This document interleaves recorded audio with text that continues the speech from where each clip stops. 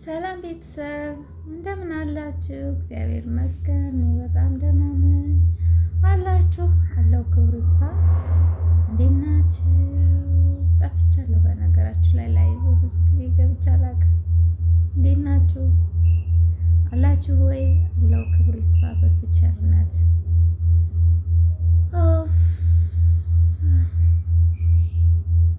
እና በሚዲያው ዘወር ስል አንዳንድ ነገሮችን ታዝቤያለሁ። ታውቃላችሁ?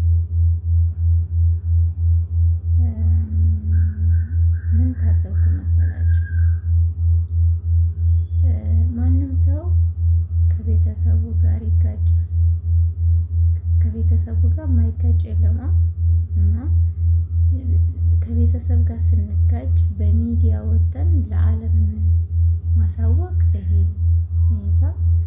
አግባብ ነው ብዬ አላምንም። ለምን ሰው መሳለቂያ ነው የሚያደርገን? ምንም የሚጠቅመን ነገር የለም። አጀንዳ ነው የምንሆነው።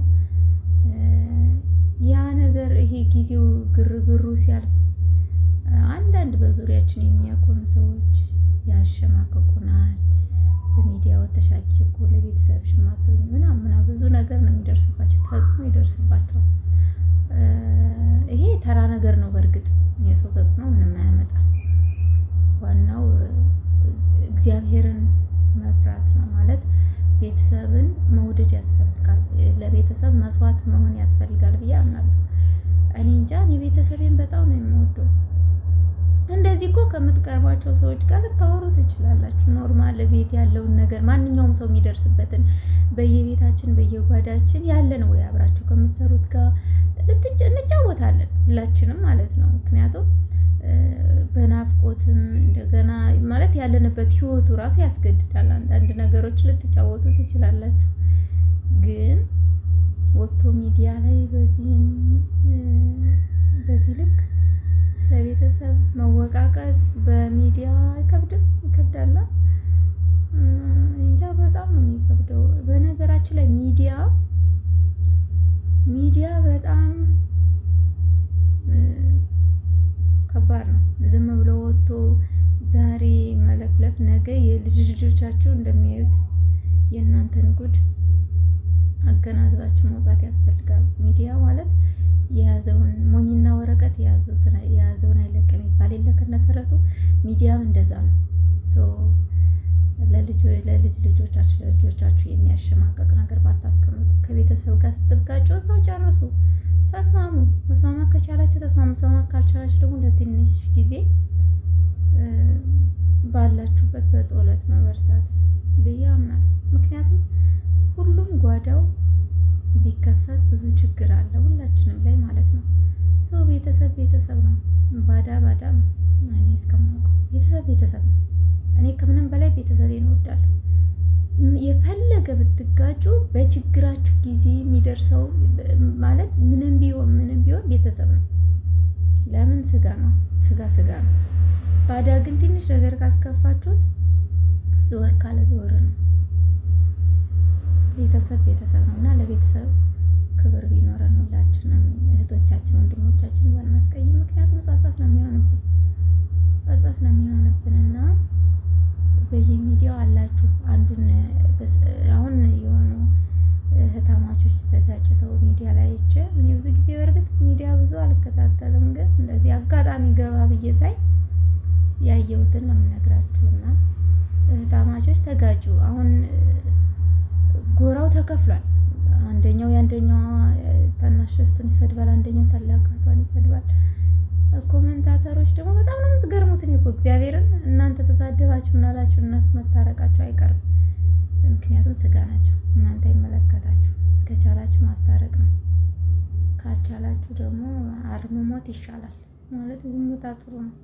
ከቤተሰብ መካከል ገብታችሁ ባታቦኩ ባይነኝ እኔና። ግን ሚዲያ እውቀት ይፈልጋል። እውነት ለመናገር ብዙ ጊዜ በእምነት ደረጃ ራሱ ብዙ ዘማሪዎች አንድ ዘማሪ አትመስለኝም። አንድ መመን ነበረች። እኔ አላውቅም ዘማሪ መሆኑን አላውቅም፣ ግን መመን ነበረች። ብዙ ጊዜ ለተዋህዶ ድምጽ የምትወልጅ ነበረች እና አሁን በቅርብ ሙስሊም የሆነች ነው። አንዳንዴ ያለ እውቀት የምናደርጋቸው ነገሮች እግዚአብሔርን ይጎዱናል። እና ሚዲያ እውቀት ይፈልጋል። እኔ እንደዚህ ነው የምለው። ለምን ከሚዲያ ብዙ ነገር ተምሬያለሁ። እኔ ለምሳሌ ሚዲያ በነገራችሁ ላይ የፈለጋችሁትን ነገር ነው የሚያቀርብላችሁ።